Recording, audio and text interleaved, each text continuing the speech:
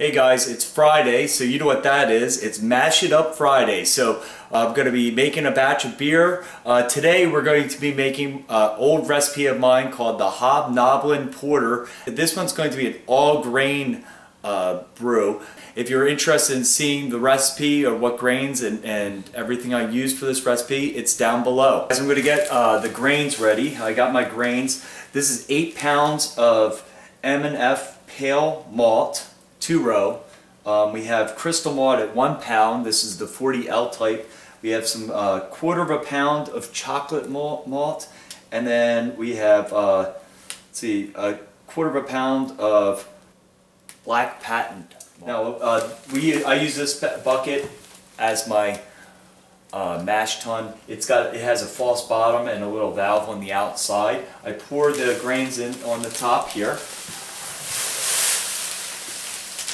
I'm waiting for my water to get up to temperature, which is 145 degrees. When I put that in to this, it will stabilize the temperature between 130 and 135. Then at that point, I have a jacket that I put over top of this to make sure that the heat doesn't change. Time's up on our protein rest. Now let's just check it out and see how it looks. Oh yeah. Oh, you can really smell it right now. Let's see how our temperature did. Wow, that was over a half hour, and we started at 135, and it's still at 135. So that mash jacket in a half hour didn't even have a single digit temperature drop. It's time to add our boiling water to our mash so that we can mash it for 45 minutes at about 155 we're shooting for. This is 5 quarts of boiling water I'm going to add. And we got our mash ready. I'm going to stir it up a little here. Wow, you could really smell it. This really smells great. I can even start to see a little bit of the darkness from the chocolate malt and the black. I made some adjustments to my original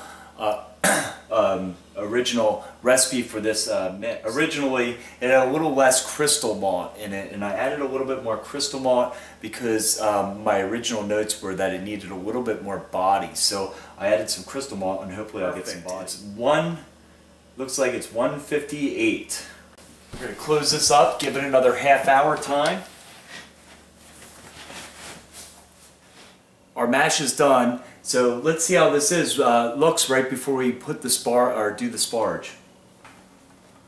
So our mash started at a temperature of about 158, and it looks like our final temperature was about 154. Alright, now I'm going to get my whole system set up and show you how I do the sparge. Okay guys, we got our sparge started. So this is, now I took water that's about 175 degrees, put it into a bucket, put my mash jacket on there. And we got this tube coming down. Here's the mash getting lathered.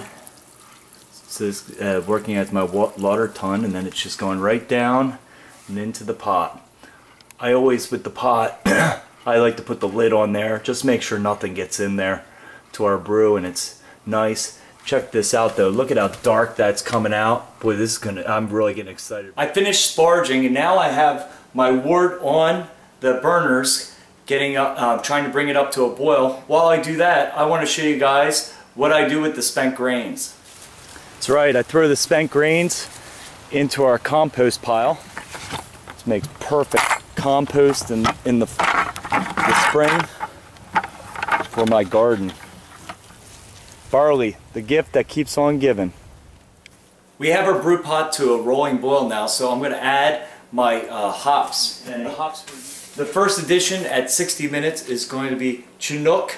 We're going to use a ½ ounce at 60, and then we're going to put another one in at 30.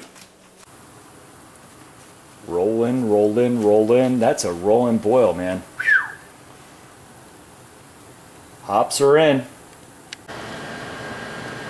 We just added our last ½ ounce of Chinook Hop Pellets, so we have 30 minutes left on the boil. Check that out though. Rich, dark color, just what I'm looking for this porter.